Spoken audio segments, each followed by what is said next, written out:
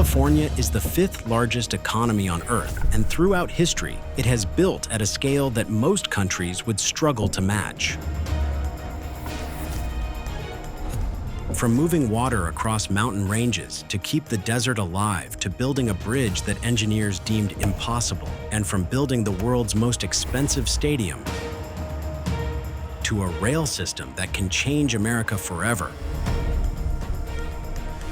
we present to you a collection of California's biggest creations from the past and what the Golden State is building for its future. Stay tuned for the 9 biggest megaprojects in California history. At the foot of the eastern Sierra Nevada, in a high desert valley, sits a 233-mile concrete channel that is one of the most consequential megaprojects in California history. Carved through mountains and across the desert, it is so precisely calibrated that water flows downhill from the Sierra Nevada all the way to Los Angeles, and has done so without interruption for over 100 years. It is the LA Aqueduct, and it was built for an important reason. At the turn of the 20th century, Los Angeles was a city in trouble. The population was growing fast, but the local water supply was not. The Los Angeles River, which had sustained the city since its founding, was running dry. Without more water, the city could not expand. Without expansion, it would remain a regional backwater while San Francisco dominated the West Coast. The city needed a solution, and it needed one on a scale nobody had yet attempted. The solution came from 2 men. Fred Eaton, a former mayor, identified the Owens Valley in the eastern Sierra Nevada as a water source. William Mulholland, a self-taught Irish immigrant engineer who had risen from ditch digger to head of the city's water department, worked out how to get it there. The Owens River ran 233 miles north of Los Angeles, on the other side of 2 mountain ranges, and across the Mojave Desert. Eaton proposed routing every drop of it to the city by gravity alone. No pumps, no engines, just elevation drop from the Sierra Nevada to the San Fernando Valley. What followed was a scheme that mixed engineering genius with political manipulation in roughly equal parts. Eaton traveled to the Owens Valley, posing as a private land speculator, buying up water rights from farmers who believed they were selling to a rancher. The federal government, which had been planning an irrigation project in the valley that would have benefited local agriculture, was quietly persuaded by Los Angeles to abandon it. President Theodore Roosevelt signed off on the project, reasoning that supplying a major city outweighed the needs of a farming community.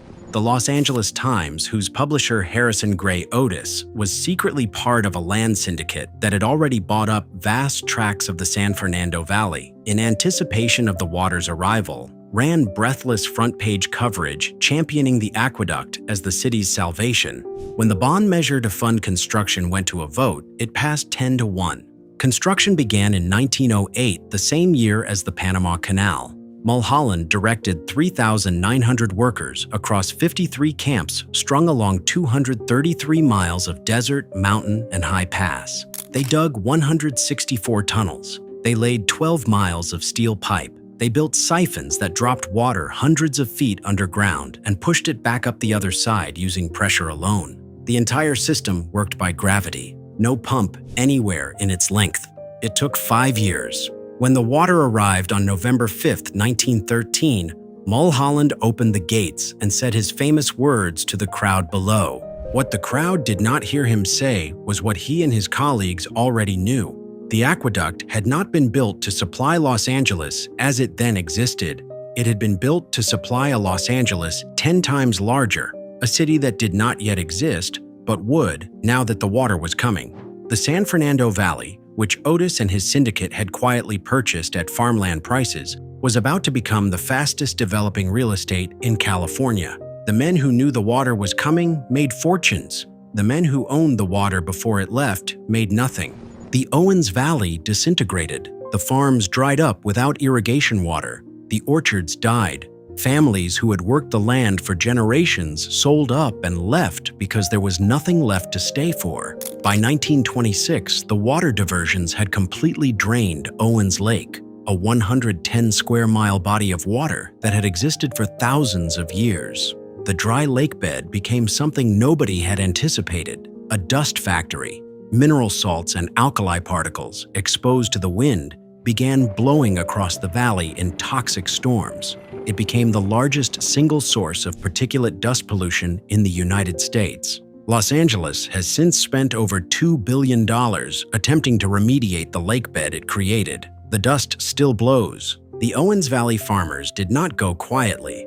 Through the 1920s, they dynamited the aqueduct repeatedly, blowing up siphons, destroying pipelines, opening floodgates to send water back into the dry lake. They occupied infrastructure. They issued demands. Los Angeles responded with armed guards and mounted police. The water kept flowing south. Mulholland himself did not survive his own legacy intact. In 1926, building on the success of the aqueduct, he completed the St. Francis Dam in San Francisco Canyon north of Los Angeles, a reservoir intended to provide backup storage in case the aqueduct was disrupted. On the night of March 12, 1928, the dam failed catastrophically.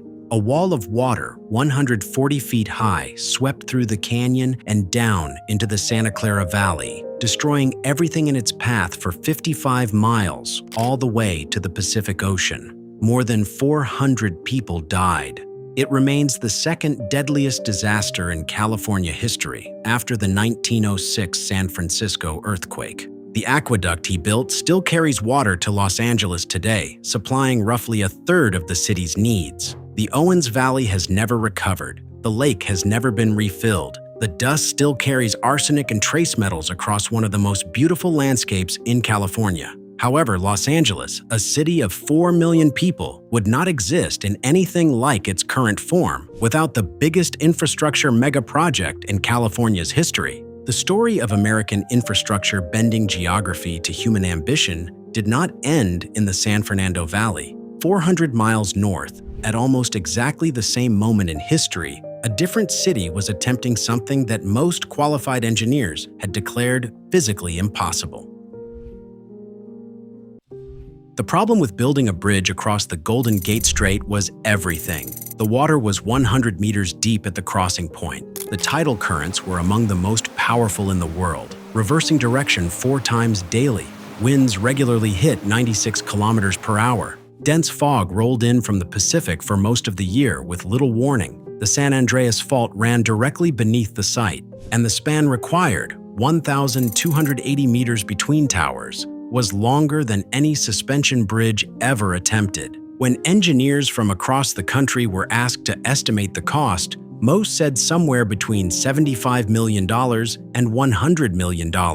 One said it simply couldn't be done. However, Joseph Strauss said he could do it for $35 million. Strauss had built over 400 drawbridges across the United States, but this was different. This was the thing he had been building toward. He spent more than a decade fighting for the project before a single shovel broke ground. Ferry companies lobbied against it, protecting their monopoly on bay crossings. Shipping companies claimed it would obstruct navigation. The U.S. Navy feared it would bottle up the harbor in wartime and pushed for it to be painted in black and yellow stripes. Environmentalists argued it would destroy the natural beauty of the strait. The engineering establishment looked at his early designs, a clunky hybrid cantilever suspension structure, and rejected them as ugly and impractical. Strauss eventually brought in better designers. Charles Ellis, an engineering professor from Illinois, did most of the structural calculations. Leon Moisseiff, who had designed the Manhattan Bridge in New York, developed the suspension approach that would make it feasible.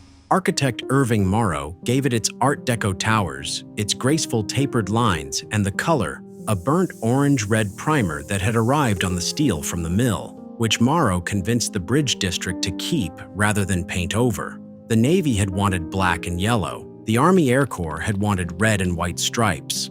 What the world got instead was International Orange, a color that had not previously existed as a name, created specifically to describe what Morrow had chosen. It was the right call. Against the gray fog and the green hills and the blue water, the bridge is impossible to look away from. Construction began in January 1933 in the depths of the Great Depression and immediately ran into the environment Strauss had promised to conquer. A cargo ship rammed the access trestle in fog. A winter storm destroyed it again. The South Tower Foundation had to be built in open water, surrounded by racing currents. requiring workers to operate in brief windows between tides, dropping explosives to clear the seafloor, then pumping the excavation dry inside a steel cofferdam while the Pacific tried to flood it back. Workers on the towers at height, facing wind that could knock a man sideways, insulated their jackets with crumpled newspaper to stay warm enough to function. The cables were spun from wire shipped from a factory in New Jersey, 80,000 miles of it, enough to circle the Earth more than 3 times. Each of the 2 main cables is 7,650 feet long and contains 27,572 individual wires bound so tightly the finished cable is nearly a meter in diameter. A year was allotted for the spinning. It was completed in 6 months. Strauss made the site the first construction project in America to require hard hats. He spent $130,000 on a safety net, stretched the full length of the bridge deck beneath the workers, an innovation that had never been used on a bridge before. Over 4 years, 19 men fell into that net and survived. They called themselves the Halfway to Hell Club. Then, on February 17, 1937, with the bridge nearly complete, a work platform beneath the deck failed. 12 men fell through the net.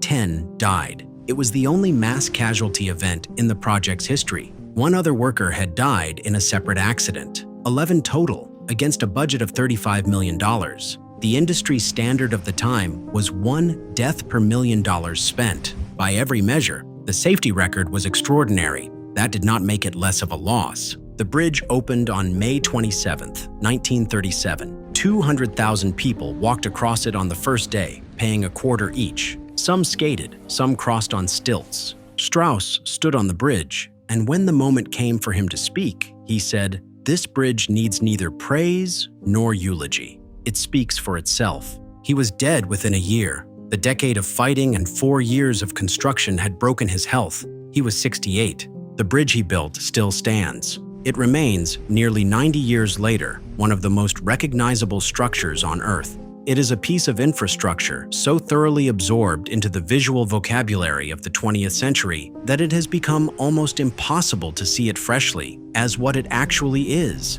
a solution to an engineering problem that most people thought had no solution, built in 4 years during an economic depression by workers who insulated themselves with newspaper against the Pacific wind, 746 feet above a strait that was trying to kill them the entire time. It was the audacity of design that landed the Golden Gate Bridge on the list of the engineering wonders of the world in 1994. The Golden Gate Bridge was built in the middle of the Great Depression, when California had every reason not to attempt something that ambitious. Over the next few decades, infrastructure kept changing, and in 2016, construction began on the biggest stadium ever built in California. For 21 years, the second largest city in the United States had no NFL team. Los Angeles, home to 13 million people, the entertainment capital of the world, the city that had hosted the Olympics twice, had no football. The Rams left for St. Louis in 1995. The Raiders left for Oakland the same year, and for 2 decades, the NFL's absence from the country's most glamorous market became one of the stranger facts in American sports. The league didn't ignore Los Angeles. It dangled it. For 20 years, whenever an NFL owner wanted a new publicly funded stadium in his current city, the threat was the same: build us what we want or we move to LA. Los Angeles was leverage, a ghost franchise that kept city councils across America writing checks they couldn't afford. The city was too big to compete with and too absent to satisfy. Stan Kroenke ended that era, but not in the way anyone expected. In 2014, while still the owner of the St. Louis Rams, and while publicly reassuring St. Louis that he was committed to the city, he quietly purchased 60 acres of land adjacent to the old Hollywood Park racetrack in Inglewood, 13 miles southwest of downtown Los Angeles, directly under the LAX flight path. Construction broke ground in November 2016 with the original cost estimate of $1.8 billion. By the time the doors opened in September 2020, the bill had reached $5.5 billion, making it the most expensive stadium ever built. by a wide margin. The Allegiant Stadium in Las Vegas cost $1.9 billion, and SoFi cost nearly 3 times that. The site presented 2 engineering problems that would have stopped most builders. The first was the earthquake fault running directly beneath the property. The second was the LAX flight path overhead, which imposed a strict height limit on any structure built on the site. The solution to both problems was the same: dig down. The playing field sits 100 feet below the original grade, sunk into the earth in a bowl formed by one of the tallest mechanically stabilized earth walls ever constructed. Going underground kept the building below the FAA's airspace restriction and allowed the structural engineers to isolate the roof from seismic forces using triple pendulum dampers atop the support columns, a system never used at this scale before. During a major earthquake, the roof moves independently of the rest of the building, absorbing the lateral motion rather than transmitting it through the structure. The roof itself is the visual centerpiece of the project. A single continuous canopy stretching 800 feet from end to end, it covers not just the Stadium Bowl, but the adjacent YouTube Theater and the American Airlines Plaza, 3 separate venues under one translucent skin. The stadium facade is meant to be seen from above, with its form recognizable from the window seat of a descending plane. Inside, the scoreboard is a structure in its own right. The Infinity Screen by Samsung runs the full length of the field, weighs 2.2 million pounds, and contains nearly 80 million pixels across 70,000 square feet of LED surface. It displays the same image in 4K resolution on both its upper and lower faces simultaneously. In standard configuration, the stadium holds 70,240. For major events, it expands to 100,240. The building opened in September 2020 to a season played entirely without fans, the NFL's COVID year, which meant the most expensive stadium ever built spent its entire first season echoing with piped-in crowd noise. The Rams eventually played their first game in front of a live crowd in 2021. The following February, they won Super Bowl 56 on their home field, becoming only the second team in NFL history to win a Super Bowl in their own stadium. In 2023, it hosted WrestleMania 39 across 2 nights, drawing over 160,000 fans and generating $21.6 million, the highest grossing event in WWE history. What lies ahead is more significant still. In 2026, the stadium will host 8 matches of the FIFA World Cup, including 2 U.S. national team group stage games and a quarterfinal temporarily renamed Los Angeles Stadium under FIFA's corporate sponsorship rules. In 2027, it hosts Super Bowl 61. In 2028, it co-hosts the opening ceremony of the Los Angeles Olympics alongside the historic Memorial Coliseum in an unprecedented dual-venue format, and hosts the Olympic swimming competition, the largest swimming venue in Olympic history, 38,000 seats, a temporary Olympic pool installed inside the bowl, swimming taking place in the second week of the Games to allow the pool to be covered for the opening ceremony, then uncovered again. The same venue will also host the Paralympic opening ceremony and Paralympic swimming. No sports facility in history has hosted a Super Bowl, a FIFA World Cup quarterfinal, an Olympic opening ceremony, and Olympic swimming within a 3-year span. SoFi Stadium will have done all 4 in consecutive years: 2026, 2027, 2028, a concentration of global events in a single venue with no precedent. SoFi Stadium is the largest, most expensive, and most technically complex sports venue ever constructed. It answered 20 years of absence with something that made every other NFL stadium in America look like a previous generation. It opened to empty seats in a pandemic. By 2028, it will have hosted the planet. We talked about California's water infrastructure and sports stadiums, but an important part of the state's transformation has been how to move people through it. And that's where our next megaproject comes in.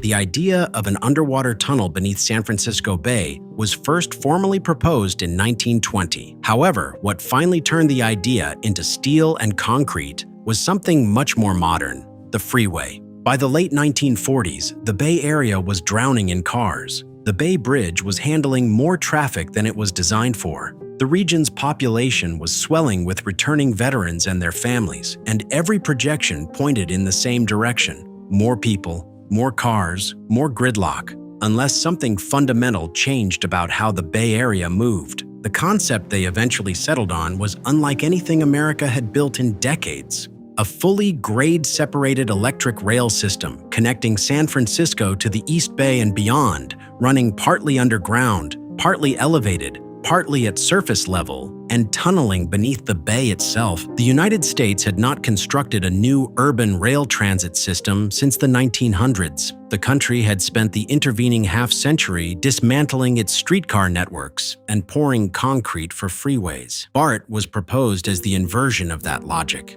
It was planned to be a space-age rail system drawing on aerospace technology with computerized train control, air-conditioned cars, and speeds up to 80 miles per hour.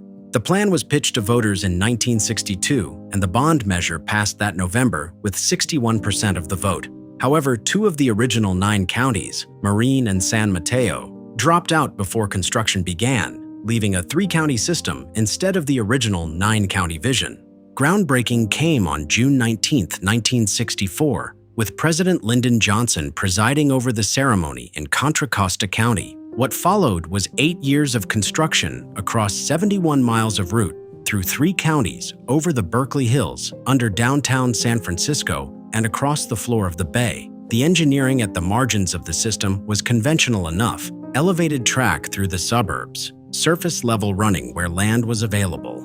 A key part of the project is the Transbay Tube, which is 3.6 miles long and lies 135 feet below the surface of San Francisco Bay at its deepest point. It was built using the immersed tube method.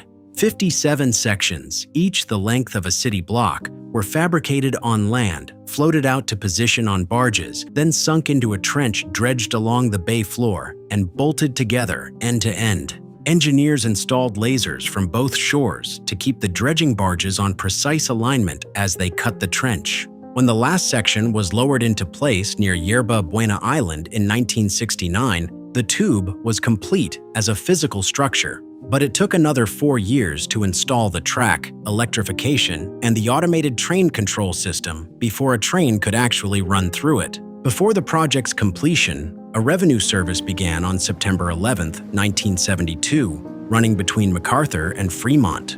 More than 100,000 people rode in the first 5 days. And on September 16, 1974, a decade after groundbreaking and 2 years after the original schedule, the Transbay Tube opened, connecting San Francisco and Oakland by rail for the first time in history. At 80 miles per hour through the tube, the crossing takes 8 minutes. The BART model, long-distance high-speed electric rail connecting a metropolitan region, influenced transit systems built across the world in the decades that followed. Washington, D.C.'s Metro, Atlanta's MARTA, Miami's Metro Rail, Hong Kong's MTR, all drew directly from what BART built, both its successes and its failures. The original 71-mile system has grown steadily since 1974, with extensions reaching San Francisco International Airport in 2003, Warm Springs in 2017, and 2 stations in Milpitas and North San Jose in 2020. The next phase is the one that will define BART's second half-century. The Silicon Valley Phase 2 extension will push the line 6 miles further, underground through downtown San Jose to the city of Santa Clara, with 4 new stations connecting the heart of the world's most valuable technology corridor to the regional rail network. The project was conceived in the early 2000s. It was originally budgeted at $4.7 billion with a 2026 completion date. The current estimate is $12.7 billion, with passenger service targeted for 2037. A tunnel boring machine is working its way under downtown San Jose right now. The $5.1 billion federal funding grant was secured in 2024, though a $700 million gap remains, and the Trump administration's posture toward infrastructure spending has local officials watching federal commitments closely. 50 years after the Transbay Tube opened, BART is still being built. The Bay Area it was designed to serve has only grown more congested, more expensive, and more dependent on the system that was supposed to solve its traffic problem before most of the people currently sitting in that traffic were born.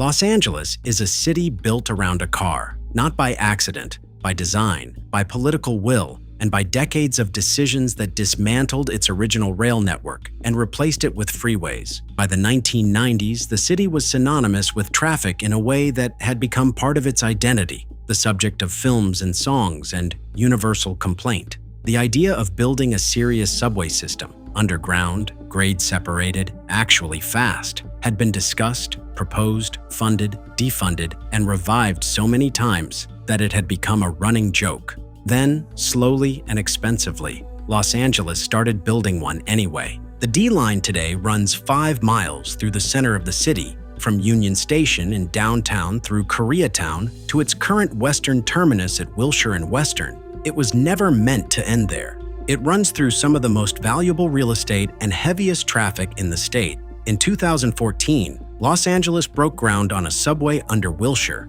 The D-Line extension adds 9 miles and 7 new underground stations, pushing the line west in 3 phases through neighborhoods that collectively represent a cross-section of everything. When all 3 sections are complete, a rider will travel from downtown Los Angeles to Westwood in 25 minutes. The same journey by car on a weekday afternoon takes well over an hour. However, construction has not been straightforward. The ground beneath Wilshire Boulevard turned out to be exactly as complicated as the city above it. The tunnel boring machines, 6 of them across the 3 construction phases, spent 5 years cutting through conditions that engineers had not fully anticipated. Near the La Brea tar pits, the machines hit tar sands that clogged their components and had to be washed off, stored in muck pits, and hauled away. The ground under Beverly Hills sat above unmapped, abandoned oil wells, potentially full of methane gas. Workers drilled horizontally ahead of the TBMs to locate them before the machines arrived,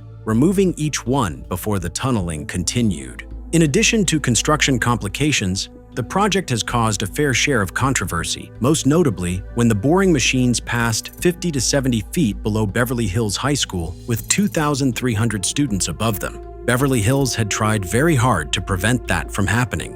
When Metro announced the tunnel route in 2012, the city and its school district filed separate lawsuits, launched a Stop the Purple Threat campaign, gathered more than 5,300 signed petitions urging federal officials to cut the project's funding, and produced a video complete with fireballs and explosions, depicting what they claimed would happen if a boring machine hit a gas pocket beneath the school. Metro called the video scaremongering.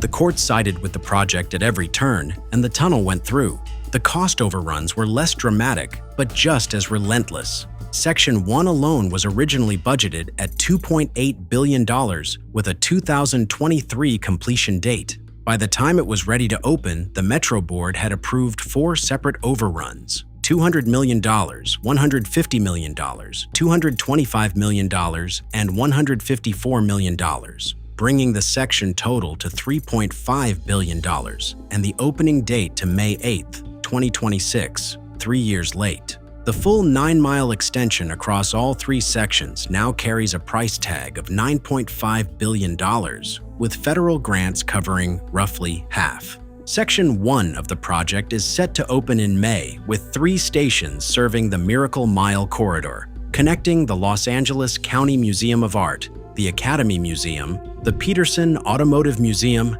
and the La Brea Tar Pits directly to the downtown rail network. Metro projects 16,200 weekday boardings when the line opens, growing to 53,000 once all 3 sections are running. Section 2, carrying the line through Beverly Hills to Century City, is currently deep in station construction and track installation, with an opening targeted for the second half of 2027. Section 3, pushing the final stretch under the 405 freeway to UCLA and the VA hospital, is progressing through its most geologically complex segment and is also targeting 2027. Both are being built with the same fixed deadline hanging over every scheduled decision: the 2028 Los Angeles Olympics, for which the completed D-Line is a cornerstone of the city's transit plan. Whether the final 2 sections arrive on time is the question Metro's board is watching most closely. The project has already demonstrated a reliable ability to miss its deadlines.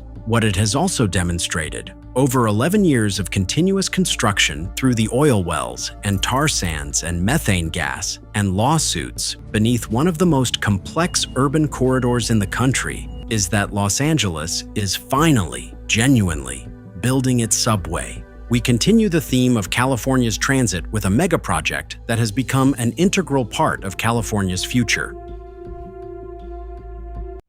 More than 76 million passengers in 2024, making it the biggest airport in California by a distance. More people begin or end their journeys here than at any other airport on Earth, and 11% of all air travel in the United States flows through it. At its peak, a plane lands or departs every 90 seconds. The airport that handles all of this started as a barley field when a real estate agent named William Mines offered 640 flat Inglewood acres to the city in 1926. Construction began in 1928, and when commercial operations started in 1930, it consisted of 2 dirt strips and 1 wooden hangar. A radio operator eventually added an X to the 2-letter airport code to distinguish it from other California fields. The jet age drove a near-total rebuild, longer runways, new terminals, the U-shaped World Way that still frames the airport today, the spider-legged theme building rising over the Central Plaza in 1961.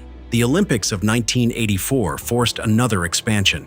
However, the city has expanded much quicker ever since. By 2019, LAX was handling 88 million passengers a year and ranked among the 5 busiest airports on the planet. It was also, by that point, one of the most despised airports in America to actually use. The terminal loop that serves all 9 terminals was a single-level road with no rail connection to the city, meaning every arriving passenger was funneled into the same grinding automotive crawl. On a Friday afternoon in summer, the backup stretched miles onto the surrounding streets. All traffic competed for the same narrow curbside lanes in front of terminals that had not been meaningfully updated since the Reagan administration. Passengers routinely missed flights not because they were late to the airport, but because they were trapped in the airport's own traffic. For a city whose entire mythology is built around arrivals, the first thing LAX showed most visitors was a parking lot. When Los Angeles won the 2028 Olympics bid in 2017, the city found itself with 11 years to fix all of it.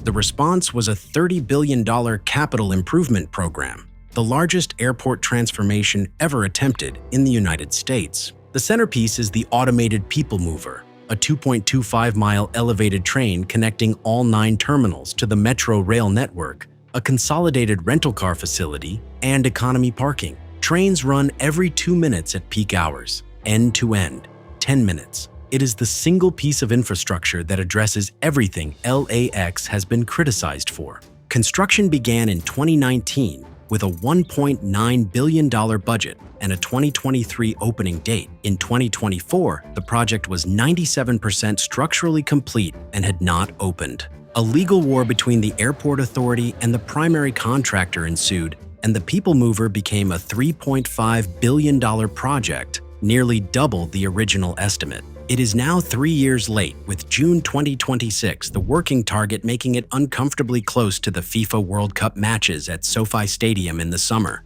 The rest of the program has kept moving regardless. Terminal 5 closed entirely in October 2025 for a $1.7 billion near-total demolition and rebuild. Its airlines dispersed across the airport while construction crews gutted the structure to its frame, with a partial reopening targeted for mid-2027. The Tom Bradley International Terminal, the main international gateway, began a $1.6 billion renovation in January 2026 with an Olympics deadline written into the contract. A new midfield satellite concourse opened in October 2025 with 8 additional wide-body international gates. The 2028 Olympics is the fixed point everything is aimed at. 500,000 additional visitors are expected in a single month. But before that is the World Cup, and it remains to be seen whether this rebuild will have any meaningful impact for the showpiece event. From LA's transit needs, we move to a mega project that is the most consequential water infrastructure project in California in nearly half a century. Every significant reservoir in California was designed and constructed for a population that was a fraction of what it is today, drawing from snowpack that climate science now tells us will continue to shrink. The last major reservoir California built was New Melones, completed in 1979 on the Stanislaus River in the Sierra foothills. Since then, through 4 decades of population growth, accelerating drought, and a water system increasingly stressed beyond its original design, the state has not built another one. Site's reservoir is the answer to that gap. The site is a naturally bowl-shaped valley in the Sacramento Valley, about 70 miles northwest of Sacramento, near the tiny town of Maxwell. Unlike every major reservoir most Californians can name, Shasta, Oroville, Hetch Hetchy, sites will not be built by damming a river. It is an off-stream reservoir, which means it sits entirely away from a river and fills by diversion. During wet winters and heavy storm events, when the Sacramento River runs high and the water would otherwise flow out to sea, operators will pump and pipe that surplus water 14 miles to the reservoir and store it. In dry years, that banked water flows back out through existing canal infrastructure to farms and cities across the state. The logic is straightforward. California's precipitation now arrives in violent, concentrated bursts rather than gradual seasonal snowmelt, and the existing reservoir system cannot capture it fast enough before it's gone. At full capacity, sites will hold 1.5 million acre-feet of water, enough to supply more than 4.5 million households for a year. It will become the 8th largest reservoir in California and will deliver water to users spanning from the Bay Area to Los Angeles. The off-stream design also means it doesn't block salmon migration routes, one of the central arguments against conventional dam projects in California, though environmental groups have still challenged it on grounds that diverting river water harms Chinook salmon and downstream ecosystems. Lawsuits came from the Sierra Club, Center for Biological Diversity, and Friends of the River. A Yolo County judge dismissed the most significant challenge in 2024, clearing the path forward. In January 2026, the site's project authority selected Barnard Construction Company as the primary contractor for the reservoir and roads package. The California Water Commission has approved up to $1.094 billion in state funding. Federal contributions from the USDA and Bureau of Reclamation add another $450 million. The water agencies that will benefit from the reservoir, including the Metropolitan Water District of Southern California, are funding the rest, bringing the total to approximately $3.9 billion.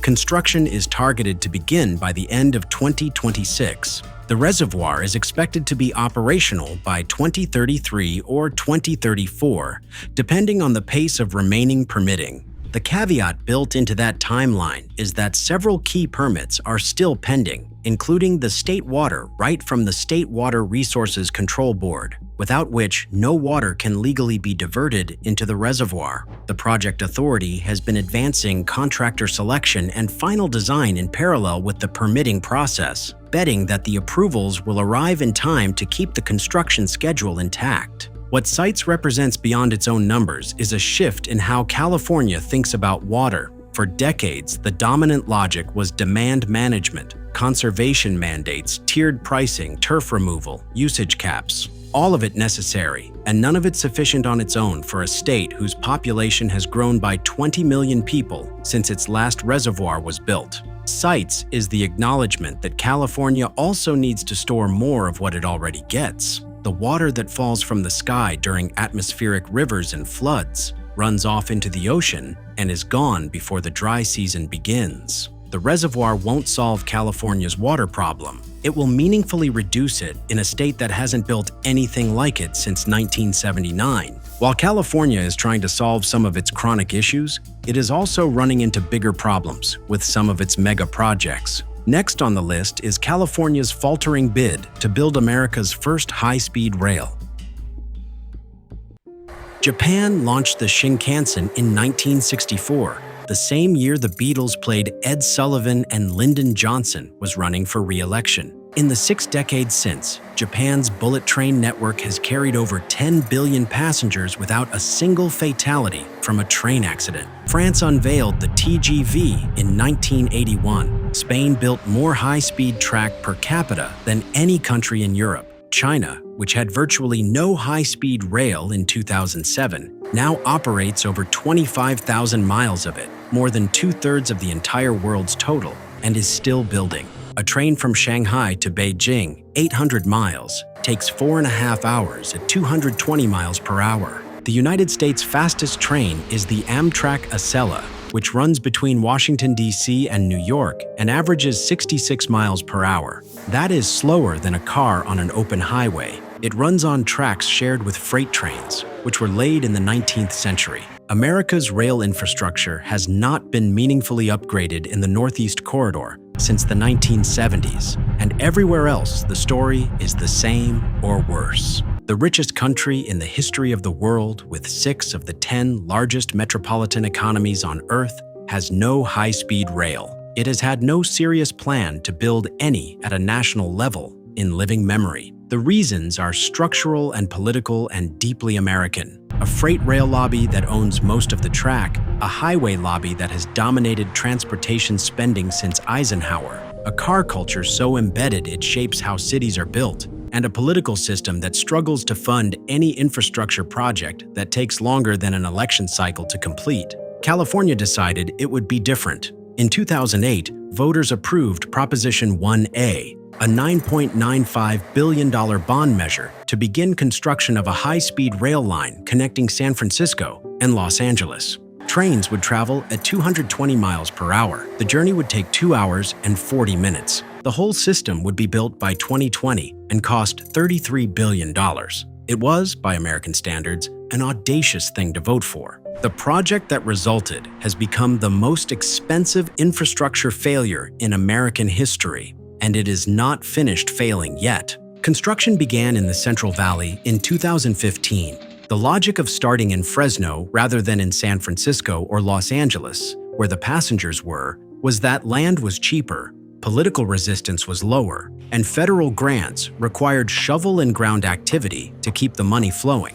That decision, building the middle of the line first, in a region with no existing connection to the endpoints, was the original sin of the project's public credibility. For a decade, billions of dollars have gone into the ground in the agricultural flatlands of the San Joaquin Valley, building bridges over irrigation canals and viaducts across farmland, with no train in sight and no city of consequence at either end of the active construction zone. What exists today, after more than a decade of work and over $18 billion spent, is this: approximately 80 miles of concrete guideway structure in the Central Valley, along with nearly 60 completed bridges and viaducts. No track has been laid. No train has been ordered. The segment that was supposed to open between Merced and Bakersfield by 2020 is now targeted for 2033, and independent analysts describe even that date as optimistic given the current funding situation. The original $33 billion price tag has ballooned to a current estimate of $126 billion for Phase 1, the San Francisco to Los Angeles corridor alone. That is nearly 4 times what voters were promised. A California High-Speed Rail Authority board member confirmed the number to CBS's 60 Minutes earlier this year. The federal government has had enough. In July 2025, the Trump administration's transportation secretary terminated $4.2 billion in unspent federal grants, citing 9 separate compliance failures, including a $7 billion funding gap in the project's own accounting, the authority's failure to procure a single train manufacturer after a decade of work, and the implausibility of the 2033 opening date. California sued, won an early procedural victory in federal court, then dropped the lawsuit in December 2025, citing the federal government's bad faith. Congress separately rescinded an additional $929 million in the 2026 Appropriations Act. The total federal money gone or clawed back is now approaching $5 billion. A future administration could conceivably restore federal support, but that depends on the 2028 presidential election, the project's demonstrated progress by then, and a political environment that has treated California high-speed rail as a symbol of government waste for years. What California has left is $1 billion per year from the state's Cap and Invest climate program, locked in through 2045 by legislation, Newsom signed in 2025, plus whatever the state legislature appropriates directly. That revenue stream, compounded over 20 years, gets the project to roughly $39 billion against a Merced to Bakersfield cost estimate alone of $34.76 billion. The math for the rest of the system, through the Tehachapi Mountains, across Los Angeles, up through the Bay Area, does not yet exist in any credible form. The 2026 business plan the authority released in February drops the pretense of building the whole system to a fixed timeline and pivots to a phased strategy. Finish Merced to Bakersfield, extend toward major population centers when funding allows, and generate early commercial revenue from real estate development around stations and ancillary projects to fund further construction. The full San Francisco to Los Angeles connection is now targeted for somewhere between 2038 and 2039 at the earliest, a decade after the original promised completion date and contingent on funding sources that do not currently exist. The critics who want the project canceled argue that $18 billion has already been consumed for 80 miles of concrete in the Central Valley that serves nobody. However, the cost of stopping isn't small either. The stranded infrastructure, the legal obligations to contractors and federal grant conditions, and the fact that California still has the underlying problem the project was meant to solve. Two cities 400 miles apart, connected by a gridlocked freeway and a short-haul air route that is among the most polluting in the world, with no alternative. China built 25,000 miles of high-speed rail in the time California has spent building none. Japan has been running bullet trains since before the first iPhone. Europe's network connects 30 countries and carries hundreds of millions of passengers a year. And California, the fifth largest economy on Earth, the state that invented the tech industry and sent humans to the moon, has 80 miles of concrete guideway in a valley between Fresno and Bakersfield, a $126 billion price tag, and a plan that depends on a funding source that currently amounts to $1 billion a year. It is the most California story ever told. But while the California legislature has spent 2 decades arguing over whether its high-speed rail project is worth continuing, a private company has been quietly doing what the state could not. 50 million people travel between Los Angeles and Las Vegas every year. That number is worth sitting with for a moment. 50 million trips along a single corridor, more than the entire population of California making the round trip annually. 85% of them do it by car, on Interstate 15, in a journey that takes over 4 hours on a good day and considerably longer on a Sunday evening, when the backup returning to Los Angeles can stretch 18 miles on the freeway. Las Vegas lost its last passenger train in 1997 when Amtrak canceled the Desert Wind service. For nearly 3 decades, there has been no alternative to the car on one of the most heavily traveled routes in the American West. During a major earthquake, the roof moves independently of the rest of the building, absorbing the lateral motion rather than transmitting it through the structure. The roof itself is the visual centerpiece of the project. A single continuous canopy stretching 800 feet from end to end, it covers not just the Stadium Bowl, but the adjacent YouTube Theater and the American Airlines Plaza, 3 separate venues under one translucent skin. The stadium facade is meant to be seen from above, with its form recognizable from the window seat of a descending plane. Inside, the scoreboard is a structure in its own right. The Infinity Screen by Samsung runs the full length of the field, weighs 2.2 million pounds, and contains nearly 80 million pixels across 70,000 square feet of LED surface. It displays the same image in 4K resolution on both its upper and lower faces simultaneously. In standard configuration, the stadium holds 70,240. For major events, it expands to 100,240. The building opened in September 2020 to a season played entirely without fans, the NFL's COVID year, which meant the most expensive stadium ever built spent its entire first season echoing with piped-in crowd noise. The Rams eventually played their first game in front of a live crowd in 2021.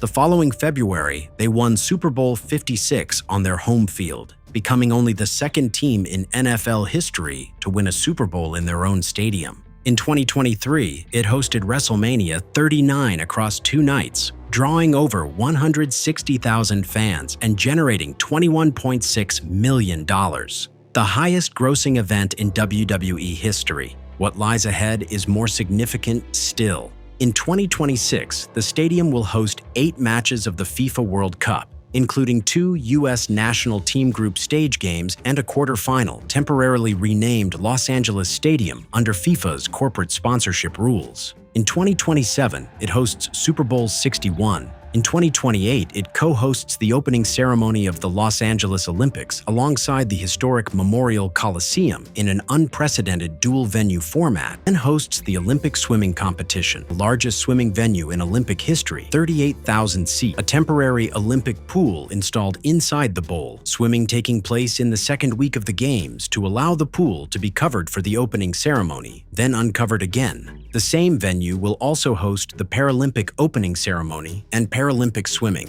No sports facility in history has hosted a Super Bowl, a FIFA World Cup quarterfinal, an Olympic opening ceremony, and Olympic swimming within a 3-year span. SoFi Stadium will have done all 4 in consecutive years, 2026, 2027. $2.5 billion in private activity bonds from Nevada and California, and is pursuing a $6 billion federal railroad loan that as of April 2026 has not yet been approved. A $4 billion commercial banking package is in negotiation. While the Brightline West has shown progress, it has not been immune to cost overruns. The total bill is $21.5 billion, up from $12 billion at groundbreaking, a cost escalation that has rattled bond investors and prompted questions about whether financing will fully close before heavy construction begins across California. The target opening date has also been pushed back to late 2029 from the original promise of completion in time for the Los Angeles Olympics. That slipped, however. The project is still moving. If the financing holds, Brightline West will be the first true high-speed rail service in American history. We'll see trains running at 200 miles per hour, a 2-hour journey where 4 hours of highway once sat. 3 million cars a year will be removed from Interstate 15, cutting down on 400,000 tons of carbon emissions annually, and a private company doing in 5 years what California's government has been unable to do in 20. A contrast that will not be lost on anyone who has watched this state try to build a train. But what is your opinion of California's past and the present? Will we ever see America's first high-speed rail become a reality? Let us know in the comments below. If you enjoyed this video, check out our in-depth analysis of America's biggest mega projects under construction in 2026, and keep following Signum for more epic stories behind the world's greatest creations.